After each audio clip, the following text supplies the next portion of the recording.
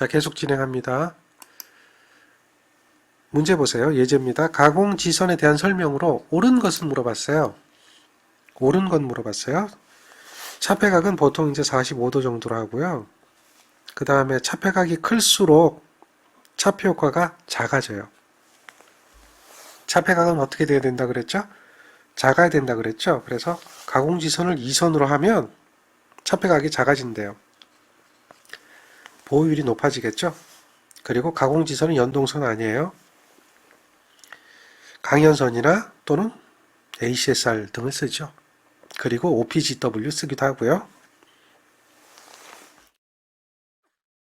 그 다음 이야기는 매설지선이에요. 이건 역섬낙이라고 하는 거를 방지하기 위해서 설치하는 거죠. 섬낙이라고 하는 게 플래시오버고요. 역섬낙, 말 그대로 리버스예요, 리버스. 이 역섬낙은 어느 때 발생하느냐 하면 철탑의 접지 저항값이 큰 경우에 발생하기 쉽다라고 하죠. 자, 이전에 한번 설명드렸는데 다시 한번 더 보면 이 그림이 이제 역섬낙에 대한 그림이에요. 철탑의 정점에 서지가 들어오는 거예요. 그러면 전류가 철탑을 통해서 흘러가게 되는데 철탑의 저항값이 크다는 거죠. 그러면 전류가 어디로 와요? 이렇게 흘러가던 전류가 전선 쪽으로 흘러간다는 얘기죠. 전선 쪽으로 여기서도 흐를 거고요. 여기서도 흐를 거고요. 여기서도 흐를 거죠. 그러다가 절연 내력이 약한 부분, 이 절연 내력이 약한 부분에서 방전이 일어나죠. 그걸 갖다 우리는 뭐라고 그래요? 역섬낙이라고 그래요. 그러면 이러한 역섬낙을 방지하기 위해서는 어떻게 해야 돼요? 원인을 알면 쉽게 방지할 수 있는 방법이 나오잖아요. 뭘까요? 철탑의 접지장 값이 크니까 생겼단 말이에요. 그러면 어떻게 해줘요? 철탑의 접지장 값을 작게 해주면 되겠죠? 그래서 철탑의 접지장 값을 작게 해주는 것이 여기다가 이렇게 지선을 포설하죠. 이게 뭐예요? 매설지선이에요. 매설지선을 방사형으로, 즉 탑각이 있다면 여기가 탑각이에요. 방사형으로 매설지선을 설치하고 10m 되는 지점에다가 여기서까지 10m예요. 방사형으로 설치한 부분에 직각방향으로 설치를 해요. 이러한 매설지선을 설치함으로 해가지고 탑각의 접지장 값을 줄여서 역섬낙을 방지합니다. 자, 이런 매설지선의 설치 목적이 뭘까요? 라고 물어봤어요. 매설지선의 설치 목적은 뭐죠? 역섬낙 방지예요. 역섬낙. 철탑으로부터 송전선로회로의 역섬낙을 방지하기 위하여 라고 하는 거죠. 자, 그리고 요렇게 방사형으로 하는 것을 분포접지라고 그래요. 그 다음에 이렇게 집중 10m 지점에 분포접지한 것에 직각방향으로 설치하는 이 접지를 집중접지라고 그래요. 요런 것도 좀 실기 시험 문제 나왔으니까 뭐 그 정도 좀 기억하는 것도 도움이 될 거예요. 다음, 절연협조라는 게 있어요. 절연협조라고 하는 것은 무엇이냐? 이건 이렇게 보시면 돼요. 예를 들면 선로가 쭉 구성이 되어 있는데 변압기가 절연이 제일 약하고요. 애자가 절연이 제일 크면 일단 서지가 들어왔을 때 가장 절연이 큰 것은 견디고 가장 절연이 약한 것은 금방 깨지겠죠. 그렇다면 변압기가 가장 먼저 깨지게 된다는 얘기죠. 이 얘기는 무슨 얘기냐? 변압기가 제일 비싼데 깨지면 돈이 많이 들어간다는 얘기죠. 그러니까 송전선로에는 여러 가지 기기들이 있는데 그 기기들이 절연을 견딜 수 있는 레벨, 이건 우리는 절연 레벨이라고 하거든요. 그 레벨이 지 마음대로 막 설정이 되어 있다면 중요한 기기는 파괴될 수도 있고 중요하지 않은 기기는 보호될 수도 있다는 거죠. 그건 아니다. 그럼 얘를 경제적으로 중요한 것부터 경제적으로 보호를 하기 위해서 이럴 때는 레벨을 이렇게 설정을 해라. 이거를 절연협조라 그래요. 즉 절연 강도가 상호 무관하게 특정 기기에 뭐 아무렇게나 막 해놓다면 뭐 어떤 기기 특정 기기가 절연 레벨이 낮다면 뭐 그쪽으로 집중돼서 일어나게 되고 그리고 전체적인 신뢰도 떨어지게 되고 안 좋아진다는 거예요. 그러니까 상호 무관하게 연결이 돼 있다 뭐 이거죠. 결정이 돼 있다 이렇게 되면 절연 설계가 되지 않은 거예요.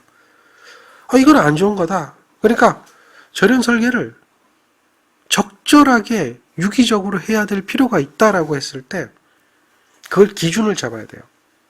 어떤 걸 기준으로 잡아서 절연 설계를 할 것이냐. 어떤 걸 기준으로 잡아서. 그 기준이 피레기예요. 피레기의 제한 전압이 기준이 돼가지고 얘네들이 상호 무관하게 연결된 게 아니라 서로 유기적으로 순서가 결정이 되어지면 그러면 서지에 따라서 사고가 일부분에 집중적으로 나타나는 현상들이 없어지게 되더라는 거죠. 그 예를 보여준 것이 이거란 얘기죠. 절연협조의 예인데 피레기의 제한 전압이 기준이 되어서 걔가 625kV가 나왔다면 피레기는 요만큼이라면 변압기, 기기 부싱 이렇게 절연 협조를 해주는 거죠. 그래서 피레기가 가장 먼저 보호해야 될 게 뭐냐? 뇌서지가 가장 먼저 보호해야 될 게 뭐냐? 변압기를 제1보호 대상으로 보는 거죠. 그리고 선로 애자를 가장 마지막에 보호해야 될 걸로 본다라고 보는 거예요. 그 절연 강도를 유기적으로 결정해 놓은 것을 절연 협조라고 한다. 절연 협조에는 피레기 제한 전압이 뭐가 된다? 기준이 된다. 그래서 피레기 제한 전압보다 높게 절연 강도를 결정해 주는 거예요. 피레기 제한 전압보다 높은 절연 강도. 이것을 결정해서 보호하게 된다. 예를 들면 절연 협조 계획에서 피레기하고 변압기의 관계는 어떻게 되겠느냐라고 물어본다면 어떻게 되겠어요? 피레기 제한 전압이 기준이 되는 거예요. 예를 들면 피레기 제한 전압이 이렇게 돼 있다면 그거보다 약간 높게 뭐가 돼요? 변압기가 들어가는 거죠. 그 다음에 다른 것들이 결정이 돼요. 그러니까 요게 피레기라면 요거는 변압기가 되는 거예요. 요거는 차단기가 되는 거예요. 다음에 여기는 뭐예요? 애자 송전선이 되는 거예요.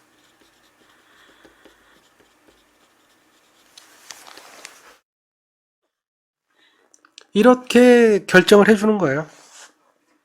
이게 절연협조라는 거죠. 그 피레기 제한 전압이 기준이고 제1보호대상, 제2보호대상, 제3보호대상 이렇게 간다는 얘기죠. 그래서 피레기 기준인데 요게 맞겠네요. 이런 형태로 보호가 된다. 요거를 기억하시라는 거예요. 그래서 여러분들이 기억해야 될 게 절연협조의 기준은 뭔가 요걸 기억하라는 얘기죠. 이런 문제죠. 절연협조의 기준에 대해서 묻는 문제입니다. 뭘까요? 절연협조의 기본이 되는 것. 피레기의 제한전압이다. 요 정도. 네. 자, 그 다음에 우리가 또 공부를 해야 되는 게 이상전압이 있으면 내부 이상전압이 있고 외부 이상전압이 있는데 내부 이상전압은 이제 사고가 발생했을 때 나타나는 거잖아요. 그런 그 사고가 발생했을 때 그 사고에 대한 보호를 해주는 것이 바로 차단기예요. 그래서 차단기에 대한 이야기를 또 배워야 돼요. 자, 절연협조 부분에서 잠깐 여러분들이 요청하는 사항이 있는데 이걸 잠깐 보면 이게 마이크로세크고요. 킬로암페어입니다.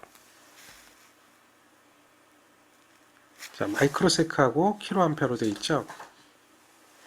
마이크로세크는 시간입니다. 킬로암페어는 전류입니다.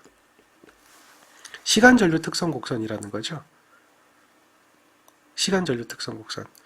그래서 이 이야기는 뭐냐?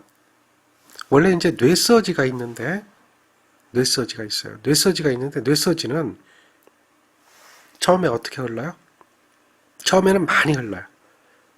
그리고 시간이 지나면서 점차 줄어들어요. 이렇게 흘러요. 뇌서지 같으면 이걸 표현하는 거예요. 이렇게 됐다 이렇게 흘러요. 그래서 요걸 뇌서지라 보면 요걸 뭐라고 하냐면 파두라 그래요. 그리고 여기까지 걸리는 시간 얘를 갖다 뭐라고 하느냐? 파두장이라 그래요.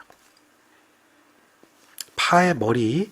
그리고 요게 100%면 50%가 되는 지점이 있어요. 거기를 파미라 그래요. 그리고 거기까지 걸리는 시간을 요걸 뭐라 그래요? 파미장이라 그래요. 파미장. 그게 파두장과 파미장이 나오는 거예요. 그걸 표시하는 거예요. 그래서 시간의 변화에 대해서 전류가 어떻게 가느냐 이 이야기를 표시하는 거예요. 그러면 앞에서도 마찬가지로 이렇게 얘기됐죠. 피레기는 이렇게 된다는 거예요. 자, 시간이 지나가면 지나갈수록 마이크로세크죠. 이 서지, 킬로암페어는 어떻게 된다는 얘기예요? 줄어든다는 얘기예요. 반비례죠. 킬로암페어는 줄어든다는 얘기죠. 그러니까 시간이 짧으면 그만큼 어떻게 되죠? 킬로암페어 값은 늘어난다는 그 의미를 얘기하는 거예요. 그리고 보통 이제 뇌서지의 파두장은 1.2 마이크로세크. 굉장히 짧죠. 마이크로세크. 파미장은 50 마이크로세크. 이 정도 돼요. 그래서 이것도 굉장히 짧은 거예요. 네. 그런 것들을 파로 표시하는 거예요. 가로축과 세로축의 의미가 그거다. 시간이 흐르면 소지가 줄어드는 거죠. 자, 계속해서 차단기 봅시다. 차단기는 단락이나 지락이나 과부하 같은 고장이 발생했을 때 그 고장을 신속하게 제거하는 것을 목적으로 합니다. 신속하게 제거하는 것을 목적으로 하는 거예요. 차단기의 역할은 부하전류는 잘 흐르게 하거나 또는 개폐, 투입하거나 차단하거나 할 수도 있고 사고전류는 신속하게 차단하는 거예요. 고장전류, 특히 단락전류 같은 것은 신속하게 차단하는 겁니다. 자, 차단기는 접촉 부분하고 아크를 소호하는 부분하고 조작하는 부분하고 제어하는 부분으로 구성됩니다.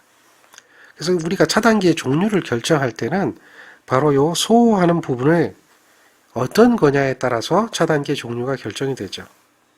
소호하는 방법이 뭐냐? 소호하는 방법, 그 방법이 아크에 의해서 이온을 확장해서 또 이온을 어느 방향으로 불어서 날리는 것으로써 소호실에서 내압을 높게 해서 아크를 세분해서 자기 아크의 구동력을 이용해서 이런 것들이에요. 즉 유중에서 아크를 발생시키면 발생하는 가스가 수소가스인데 그 수소가스에 의해 가지고 아크를 냉각한다. 이게 이제 유입 차단기에 대한 원리가 되겠죠. 쉽게 얘기하면 자기를 아크 구동력을 이용해서 이거는 자기 차단기가 되겠죠. 이런 식으로 종류가 결정이 되는 겁니다. 따라서 차단기의 종류는 우리가 나누면 원리상 여러분들이 크게 기억할 필요는 없고요. 종류만 기억하면 돼요. 전기기사 수준입니다. 종류는 유입 차단기, 가스 차단기, 진공 차단기 이렇게 나온다는 얘기죠. 자기 차단기, 공기 차단기다. 압축 공기를 쓴다든지 압축 공기. 얘는 SF6 가스를 쓴다든지 진공은 진공 상태를 이용한다든지, 진공 상태. 진공 상태가 되면 방전이 안 일어나요. 이유는 뭘까요? 전류를 전달할 수 있는 물질이 없잖아요. 진공 상태가 되면. 그러니까 진공 차단기는 진공 상태가 되면 방전이 안 일어나요. 그러니까 성능이 우수하죠. 얘는 전자력을 이용한다든지, 얘는 유중입니다. 유중. 유중 소호작용이죠. 아크에 의해서 발생하는 가스에 의한 소호작용. 이런 것들에 의해서 결정이 되는 것이 차단기의 종류들이 있다. 그래서 보통 이제 이런 차단기를 우리가 어떻게 선정하느냐라고 하면 차단기 전격전압이, 얘네들이 전격전압이 다 다르잖아요. 그리고 사용 장소가 어디냐? 그런 것들에 따라서 이러한 차단기 종류를 선정을 해요. 진공 차단기. 수전 설비에서 대부분 얘를 많이 쓰죠. 바큐um 상태가 되면, 진공 상태가 되면 아크 자체가 존재하지가 않기 때문에 얘는 접점도 유리하고, 접점이 그러니까 이게 마모되는 경우가 없죠. 별로 없죠. 아크도 별로 생기지 않기 때문에 상당히 많이 써요. 진공 차단기는 그림을 보면 뭐 이런 정도의 그림이 되겠죠. 드로우 아웃형인데요. 굉장히 심플하죠. 네, 그래서 많이 쓸 수가 있습니다. 그리고 이 진공 차단기 같으면 특징이 소형이에요. 소형. 그 다음에 기름을 안 쓰니까요. 화재 위험도 별로 없어요. 또 아크가 생기지 않기 때문에 소호실에 대한 보수라 그러죠. 이런 부분이 거의 필요치가 않아요. 이유를 아시겠죠? 진공 자체는 아크가 생기지 않기 때문이에요. 또 차단 시간도 굉장히 짧아요. 많이 쓰죠. 따라서 이러한 이유 때문에 많이 씁니다. 진공 상태니까 소음도 별로 없어요.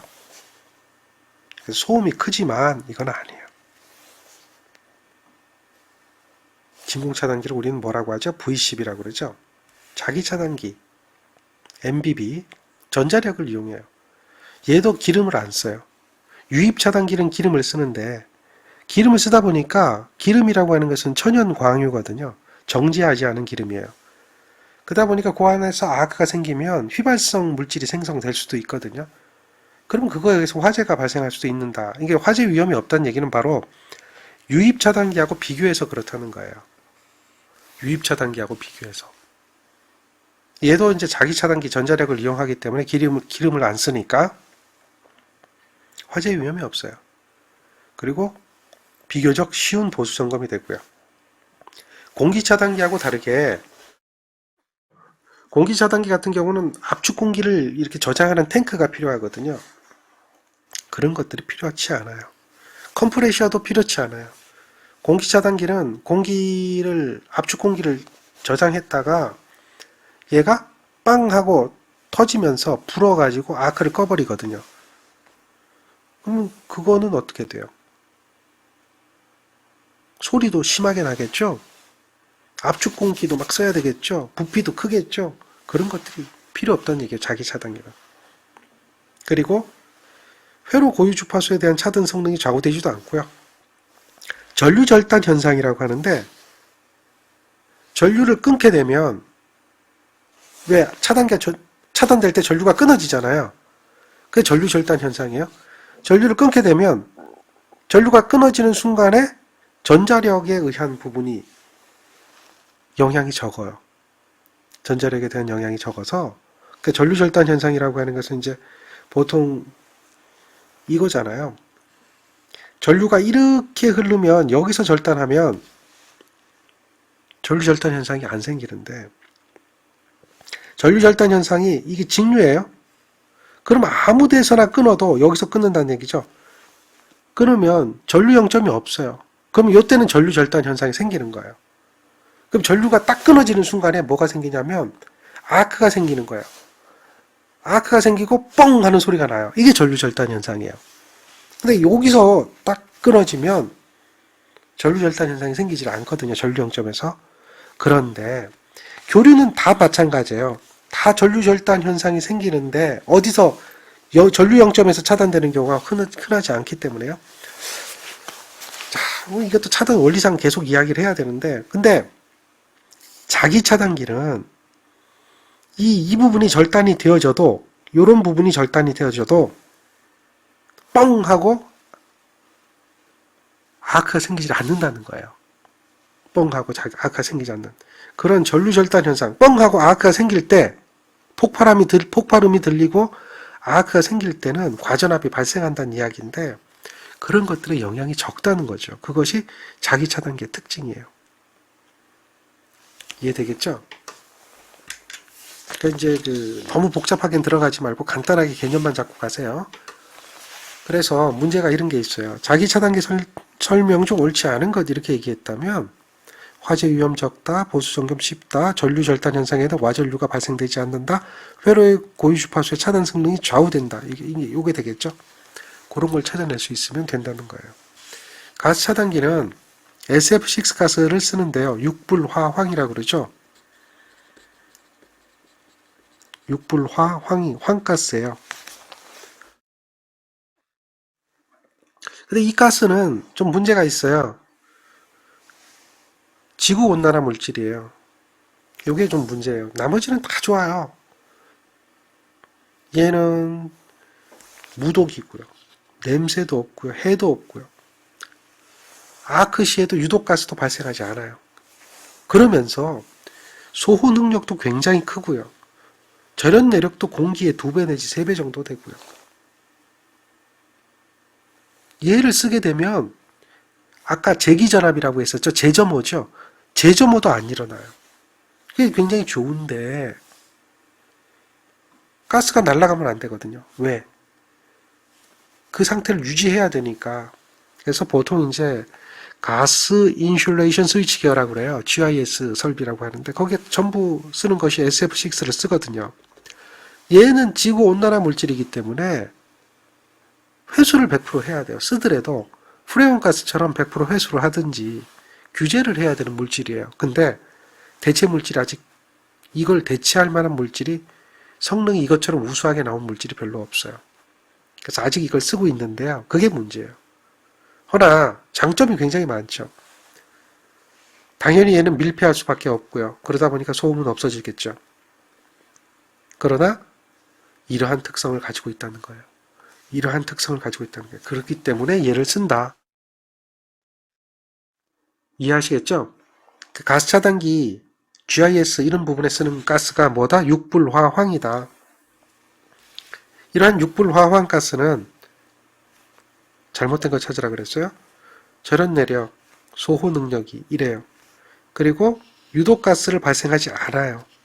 밀폐 구조고요. 성능이 우수하죠. 그런 특징이 있다. 그래서 얘도 제점호라 그래요. 제점호.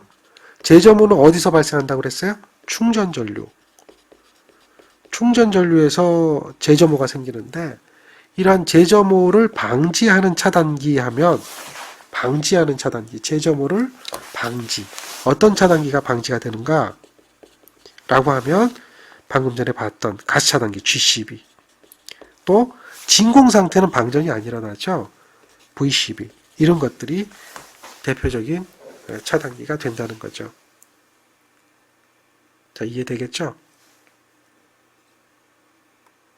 다음 공기 차단기가 있어요.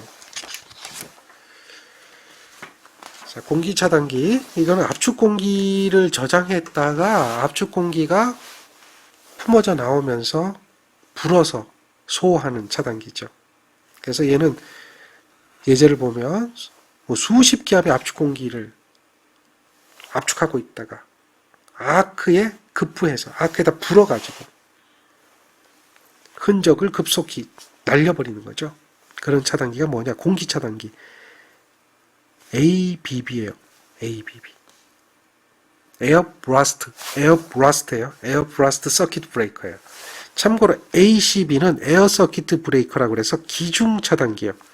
기중 차단기는 배선용 차단기하고 뭐 크게 다르지 않아요. 여러분들이 가지고 있는 뭐 집에 있는 분전반에 있는 그게 기중 차단기하고 비슷한 거예요. 그러니까 ACB는 아니에요. 에어 블라스트가 되어 있는 2번 ABB가 공기 차단기를 얘기하죠. 유입 차단기. 유입 차단기 같으면 이 안에 절연유가 들어있어요. 그 절연유가 들어있는데 그 절연유 안에서 요게 보세요. 접점이 이렇게 붙어서 전류가 이렇게 흘러가는 거예요. 그러니까 이렇게 전선이 연결되고 이렇게 전선이 연결되어 있으면 전류가 흘러 들어오죠. 그래서 이렇게 흘러나가요. 그러다가 사고가 일어나면 여기에 있는 이 가동 접촉자라고 하는 이 부분이 땅 밑으로 떨어지는 거죠. 끊어지는 거예요. 그럼 이 안에서 뭐가 생겨요? 아크가 파바박 튀는 거예요. 그 아크가 튀는 것이 기름 속에서 튀기 때문에 그 안에서 생기는 분해가스, 수소거든요. 수소가 아크를 제거하는 역할을 해주는 거죠. 기름이 들어있어요. 기름이 들어있다 보니까 보수도 번거로워요. 또 방음 설비는 필요 없어요. 소음이 작으니까. 유중에서 발생하니까. 소호 능력은 커요. 부싱 변류기를 사용할 수 있다는 얘기는 외부, 옥에 사용이 되는 거죠. 그런 장점을 갖고 있어요. 근데 이제 단점도 있어요. 이렇게 되고요. 또 기름을 가지고 있기 때문에 화재 위험이 있어요.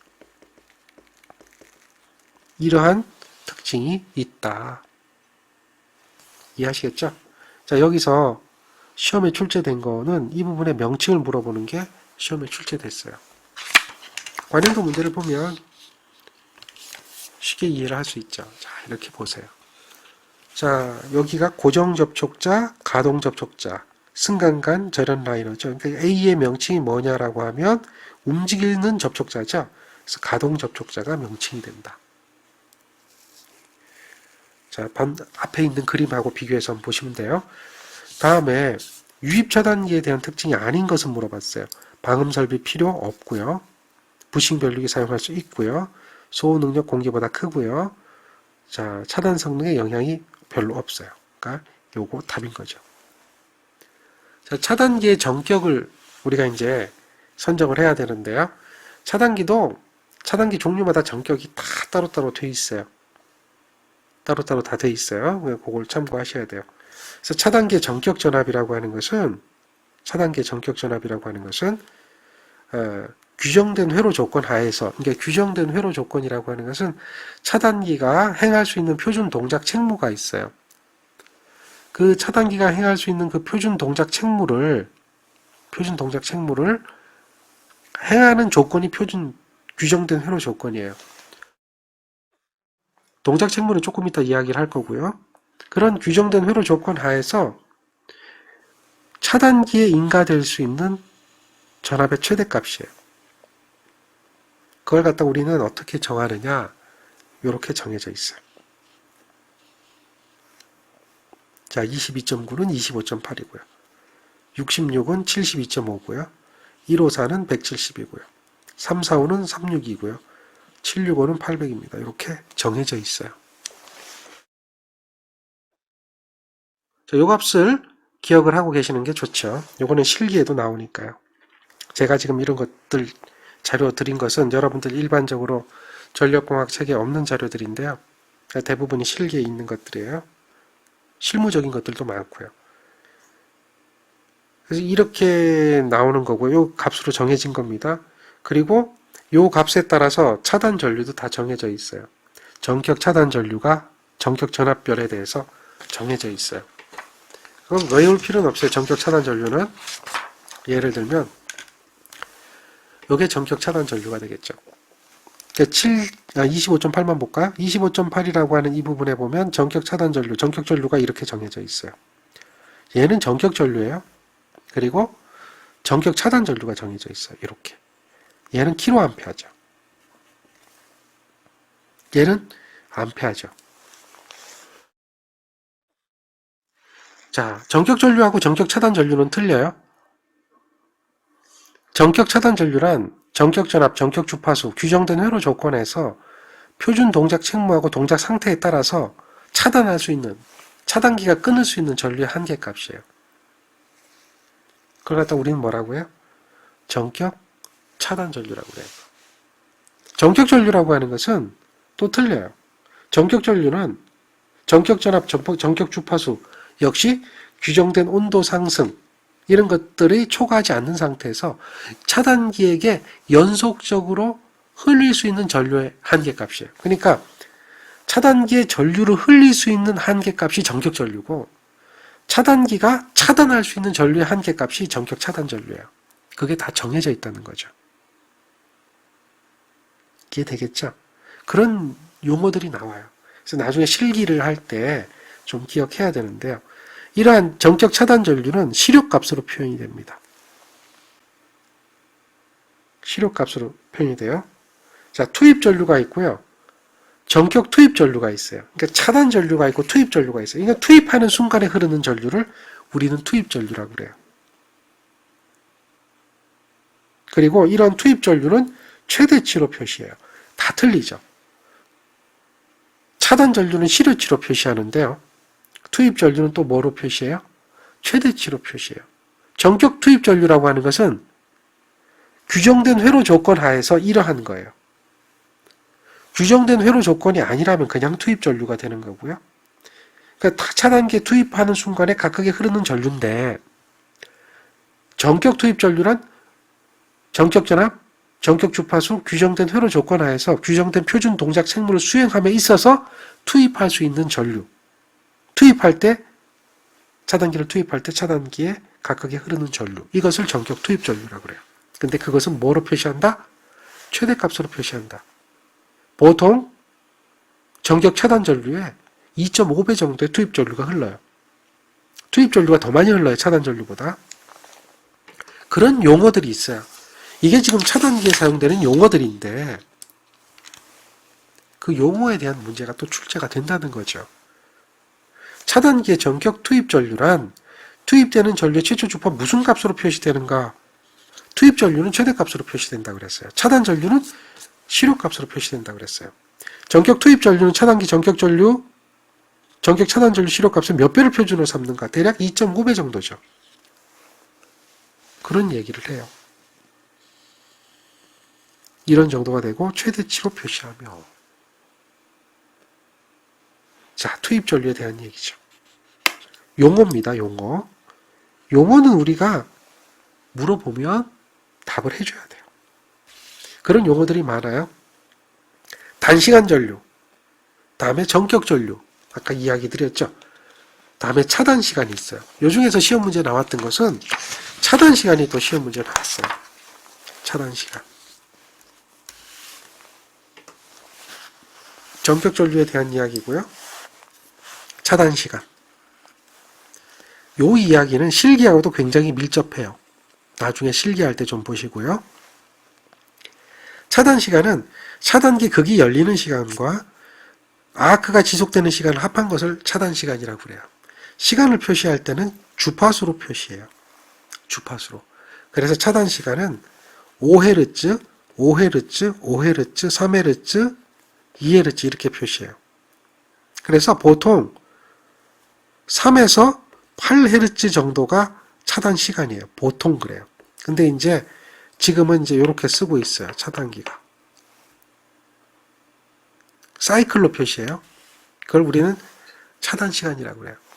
전격 차단 시간이라고 하는 것은 역시 규정된 회로 조건 하에서 표준 동작 책무를 행할 때 있어서 차단기 개극 시간과 아크 시간의 합을 얘기하는 거고 트립 코일 여자로부터 아크가 소호하기까지의 시간이에요. 트립 코일 여자로부터 아크가 소호하기까지의 시간이에요. 이해하시겠죠? 전격 차단 시간이란 트립 코일 여자로부터 아크 소호까지의 시간이에요. 그래서 그게 3, 5, 8 요거는 이제 2는 최근에 생긴 거죠.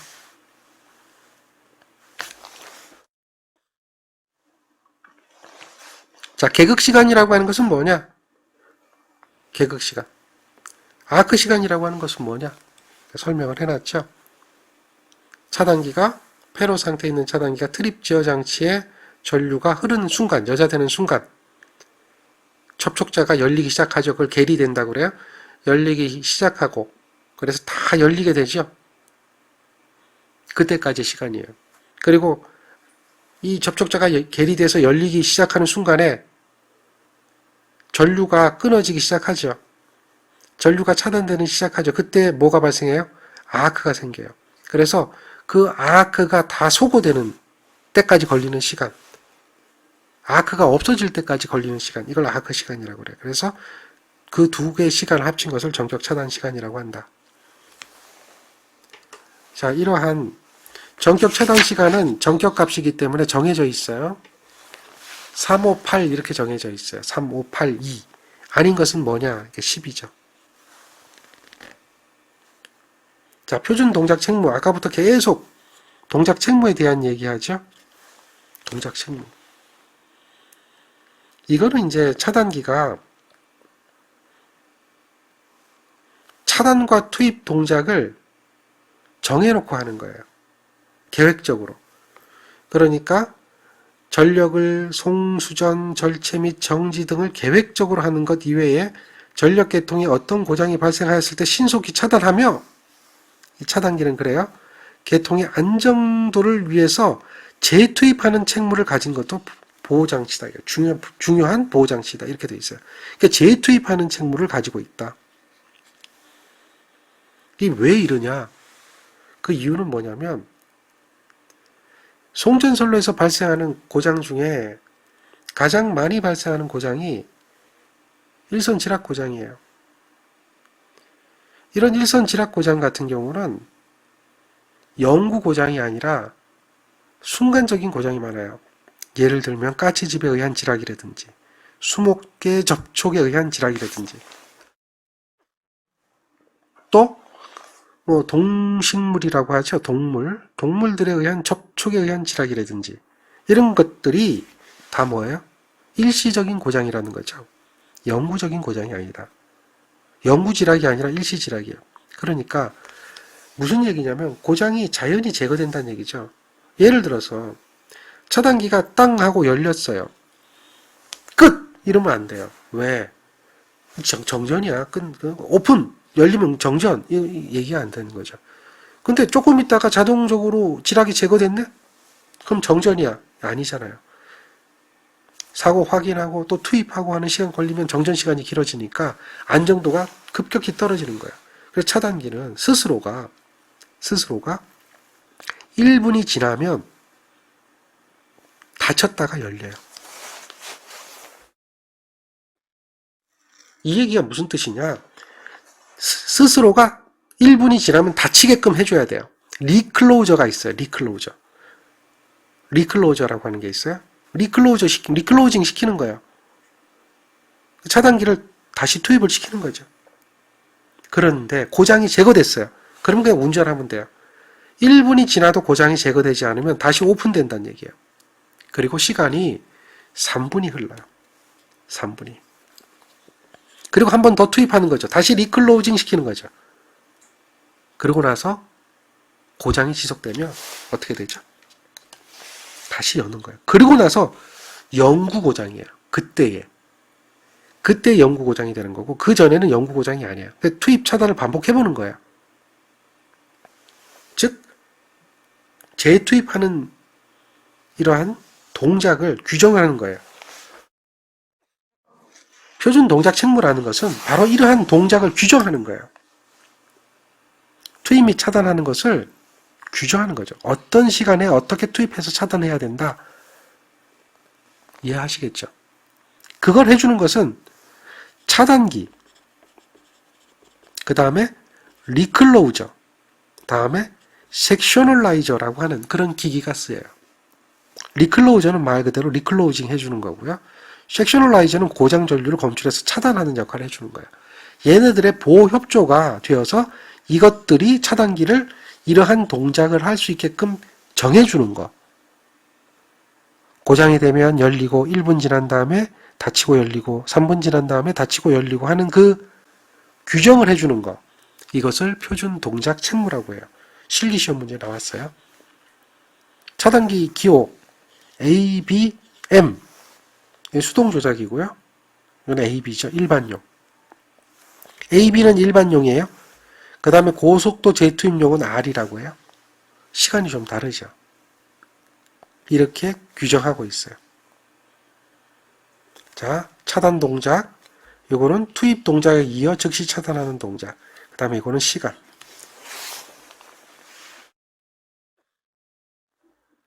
이해되겠습니까? 그렇게 정리를 하고 있어요. 그래서 시험 문제에 나오는 것은 어떤 것들이 나오냐면 이런 것들이 나와요.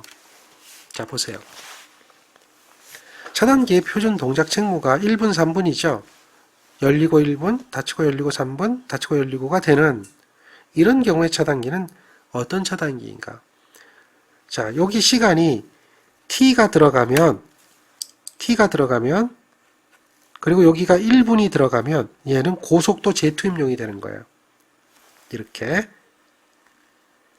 근데 지금 이러한 형태가 되면 이건 일반용 차단기죠. 가포, 을호는 옛날 이야기고요. 지금은 A호, B호 이렇게 얘기해요. 이해하시겠죠? 그래서 얘는 일반용 차단기다. 이 차단기니까 ACB도 될 수 있고 VCB도 될 수 있고 OCB도 될 수 있고 다 될 수 있는 거예요. 자, 또 이런 얘기가 나오죠. 차단 책무가 가벼운 건 뭐냐? 이건 뭐야? 고장전류가 제일 작은 게 뭐냐? 이거 찾으라는 거예요. 지락전류, 단락전류죠. 그 다음에 얘는 소리액터 접질한 충전전류. 거의 흐르지 않죠? 충전전류, 지락전류잖아요. 소리액터 접질하면 충전전류가 흘러요, 안 흘러요? 병렬공진에 의해서 안 흐르죠? 그러니까 가장 가벼운 거 찾아라 그러면 얘가 답이 된다는 거죠. 이해되겠죠? 자, 그 다음에 기준 충격 절연 강도라고 하는 게 있어요. 한번 보세요. BIL. 기준 충격 절연 강도. 한번 읽어보세요. 실기에서도 나오는데 한번 읽어보시고요. 필기에서는 뭐 크게 나오진 않아요. 그 다음에 여러분들이 좀 보셔야 될 게 뭐가 있냐면 차단기 용량 구하는 게 있어요. 차단기 용량은 얘가 고장 해석에서 배운 거죠. 고장 해석. 뭐죠? 퍼센트법이죠. 퍼센트법에 의해서 배운 거잖아요. 그래서 퍼센트 임피던스 분의 100에다 기준 용량으로 구한다. 이거죠? 똑같아요. 그런데 차단기의 명판, 네임플레이트를 이용해서 구하는 방법이 있어요. 명판. 명판에 보면 전격 전압과 전격 차단 전류가 정해져 있어요. 그러면 그걸 가지고 구하는 거죠. 요 루트 3은 상계수라고 하는 거예요. 단상일 때, 삼상일 때 틀리죠? 단상일 때, 삼상일 때 틀리니까 삼상일 때 루트 3. 전격 전압 25.8 이런 거 기억하시죠? 전격 차단 전류 8kA 이런 거죠. 그렇게 해서 계산되는 거예요. 이해되겠죠? 그래서 요거는 이제 차단기의 전격 값을 이용해서 퍼센트 임피던스 말고요. 차단기에 대해서 구하는 식이에요. 이거 많이 나왔어요. 요것도 우리가 많이 계산했죠. 정리가 되겠습니까? 예, 좋습니다. 그러면 예제를 보면 다음과 같이 예제가 나왔어요. 이게 뭘까요? 차단기 용량이라 하면 이렇게 물어봤죠? 어느 걸까요? 전격 전압, 전격 차단 전류. 전격 전압, 전격 차단 전류. 되죠? 굉장히 많이 출제됐던 문제죠. 이렇게 이제 문제가 출제가 돼요. 자, 트리플이라고 하는 말이 나오는데요. 이것도 개념만 기억하세요. 차단기의 트리플이는 차단기도 할 내용이 엄청 많아요. 근데 지금 굉장히 간추린 거예요. 트리플이라고 하는 것은 무엇을 트리플이라고 하느냐? 트립이 풀이 되어야 된다는 얘기예요. 말 그대로. 트립이 자유로워야 된다. 무슨 얘기냐면 차단기가 트립 지령을 받았어요. 고장이 났기 때문에 야, 너 차단기 트립해서 트립 코일이 여자됐단 말이에요. 그래서 차단기가 트립이 되려고 하고 트립이 진행 중이에요. 그런데 외부에서 강제적으로 투입 지령을 내려줘요. 그러면 차단기가 투입돼야 되겠어요? 트립돼야 되겠어요? 다시 말해서 여러분 집에 누전 차단기가 있어요. 이것도 비교하는데 좋아요. 누전 차단기가 있는데 그 누전 차단기가 누전을 검출해서 떨어졌어요. 근데 여러분들이 강제적으로 그걸 스위치를 올려가지고 투입하려 그러면 누전 차단기가 투입됩니까? 트립됩니까? 경험이 있을 거 아니에요? 투입됩니까? 트립됩니까? 당연히 트립이 되죠. 올라가다 떡 떨어져 버리죠. 그게 바로 뭐야? 트립 풀이에요. 트립이 먼저 돼야 된다는 거죠. 고장 중에 트립이 되어 있는 상태에서 투입 지령이 들어와도 트립이 되어야 된다는 얘기예요. 트립이 우선 트립돼야 된다는 거죠. 이해하시겠어요? 얘를 뭐라고 한다? 트립 풀이라고 그래요. 근데 얘가 트립이 되어 있는 상태인데 투입 지령을 내리고 계속 내리고 있으면 어떻게 되죠? 지속적으로 트립 반복할 거 아니에요. 그러면 차단기는 어떤 현상이 나타나느냐? 펌핑 현상이라고 그래요. 들어갔다 나갔다 들어갔다 나갔다 들어갔다 나갔다 하거든요. 그래서 이러한 펌핑 현상을 방지하는 장치를 안티 펌핑이라고 하죠. 뭐 그냥 그런 것이 있다라고 참고만 하시면 되겠습니다. 자, 이번에는 우리가 공부를 해야 되는 것이 차단기 중에서도 대표적인 차단기, 작은 비용으로 큰 용량을 차단하는 차단기, 전력 퓨즈예요. 원래 차단기가 동작하려면 어떻게 돼야 되냐면 차단기의 기호는 이렇게 그래요. 얘 혼자 차단기가 동작하지 못해요. 차단기는 기호로 CB라고 그래요. 얘 혼자는 절대 동작 못해요. 그러니까 얘를 동작시키려면 여기에 있는 트리코일에 전류를 흘려줘야 되는데요. 트리코일에 전류를 흘려주려면 얘가 있어야 돼요. 고장을 검출하는 변류기가 있어야 돼요. 변류기는 검출부예요. 검출부. 그래서 검출이 사고가 났느냐 안 났느냐를 판정을 해야 돼요. 판정을 하는 것이 얘가 뭐냐? 판정부인데 과전류 계전기죠. 이 계전기입니다. 계전기. 계전기가 릴레이가 너 사고 났어 라고 하면 그때서야 어떻게 해요? 트리코일에 전류를 흘려주는 거죠. 그래서 트리코일이 여자되면 그 다음에 차단기가 열리게 되는 거예요. 그러니까 차단기 스스로는 동작하는 건 하나도 없어요. 얘네들이 다 지령을 내려줘야 돼요. 근데 퓨즈는 이런 것들이 다 필요 없어요. 스스로 동작해요. 그리고 얘는 차단할 수 있는 전류가 커요. 차단기보다. 그래서 주로 이 파워 퓨즈는 과부하에선 동작을 안 해요. 전력 퓨즈는. 얘가 주로 보호하고자 하는 것은 단락이에요. 단락이에요. 그러니까 부하 전류를 안전하게 통전시키는 역할을 하고 또 과전류를 차단하는데 주로 뭐예요? 단락 전류 차단이에요. 단락 전류. 물론 이제 퓨즈가 과부하 보호를 하기 위한 퓨즈도 있고 또 단락 전류를 보호하기 위한 퓨즈도 있어요. 그게 이제 구분하면 한류형 퓨즈하고 비한류형 퓨즈라고 그래요. 단락 전류를 차단하는 것이 한류형 퓨즈예요. 한류형 퓨즈라고 그래요. 뒤에 나옵니다. 비한류형 퓨즈는 주로 과부하 보호용으로 써요. 퓨즈는 굉장히 성능이 우수한 차단기예요. 즉 전력 퓨즈는 자체적으로 변류기, 과전류 계전기, 차단기 세 가지 기능을 갖추고 있고 단락 전류를 경제적으로 차단할 수 있는 특징을 가지고 있는데 그게 한류형 퓨즈다. 퓨즈는 한류형과 비한류형으로 구분이 된다. 그 차이는 전류형점에서 차단하느냐 전압형점에서 차단하느냐 그 차이 때문에 그렇다는 거죠. 요거는 이제 뒤에 퓨즈의 동작 원리에 대해서 잠깐 이야기할 때 설명하고요. 퓨즈도 전격 전압이 있어요. 차단기처럼. 역시 그 회로에서 사용 가능한 전압의 한도를 표시한 것을 우린 전격 전압이라고 그래요.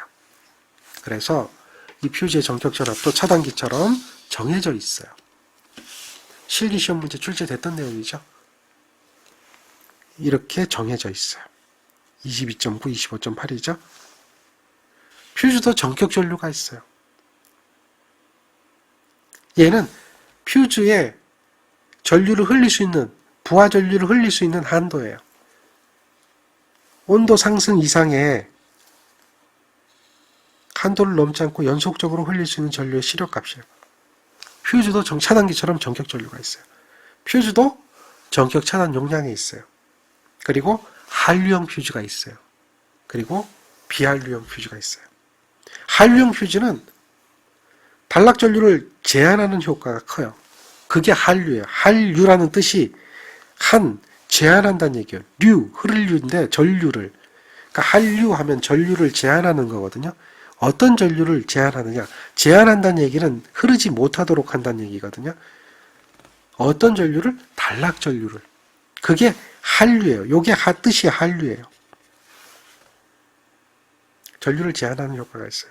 그래서 소형으로 큰 차단 용량을 가지고 단락 전류를 제한하고 차단 시간이 짧아요. 그래서 과전압이 발생을 해요. 그리고 최소 차단할 수 있는 영역도 있고 전압의 0점에서 차단이 돼요. 전류 0점이 아니라 전압의 0점에서 차단이 돼요. 그런 특징이 있어요. 한류형 퓨즈는 전압 0점에서 차단이 돼요. 어떻게 한류 효과가 있느냐? 라고 이야기하면 이 그림을 보면 이해가 될 거예요. 자, 비한류형 퓨즈하고 한류형 퓨즈의 차이점인데요. 이건 차단기고요. 이 그림은 차단기예요. 차단기. 8사이클 차단기. 8사이클 차단기. 단락 전류는 어떻게 흐르냐?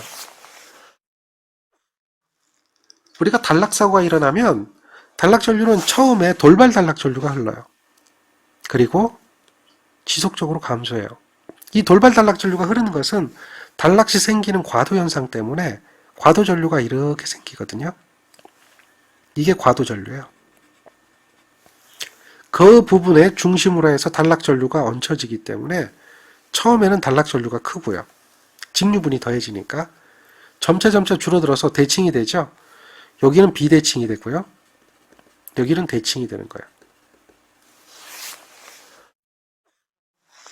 자, 비대칭 단락 전류 처음에 흐르는 건 이제 파고치가 흐르는데 얘가 돌발 단락 전류가 되고요. 대칭 단락 전류는 이제 지속 단락 전류가 되겠죠. 단락 전류의 이 파형이 이렇게 되는데 차단기는 이 사이클이 한 번, 이렇게 가서 한 번이죠. 두 번, 세 번, 여기가 3사이클이죠. 4번, 4사이클, 5사이클, 6사이클, 7사이클, 8사이클 이렇게 갈 거 아니에요. 그런데 차단기는 릴레이, 아까 얘기하는 릴레이라는 것은 OCR이라고 그랬죠. OCR에 전류가 흘러서 사고를 판단하는 데까지 걸리는 시간이 대략 2.9Hz. 개극 시간이 크게 열리는 시간 5.8Hz.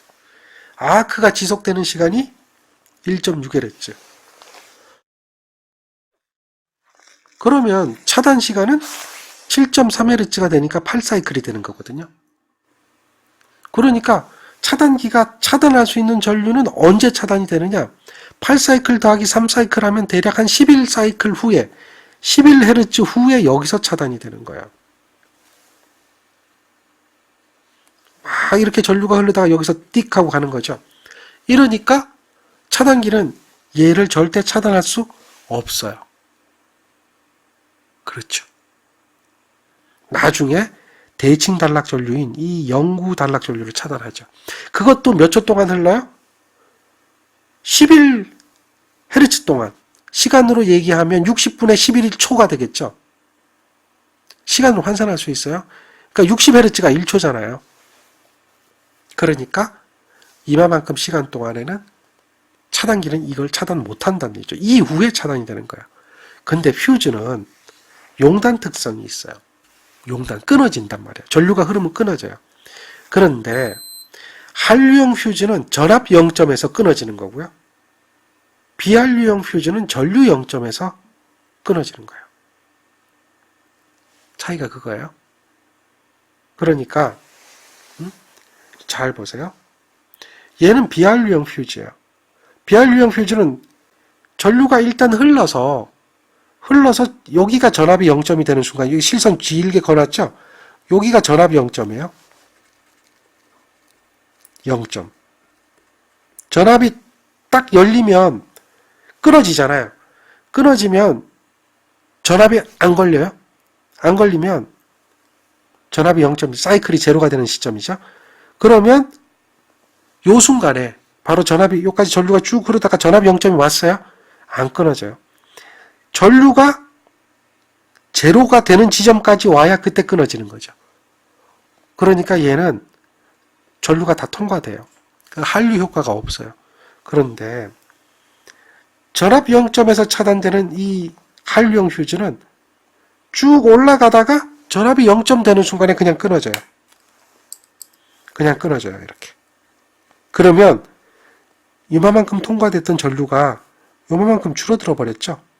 요게 한류가 되는 거예요. 요게 한류가 되는 거예요.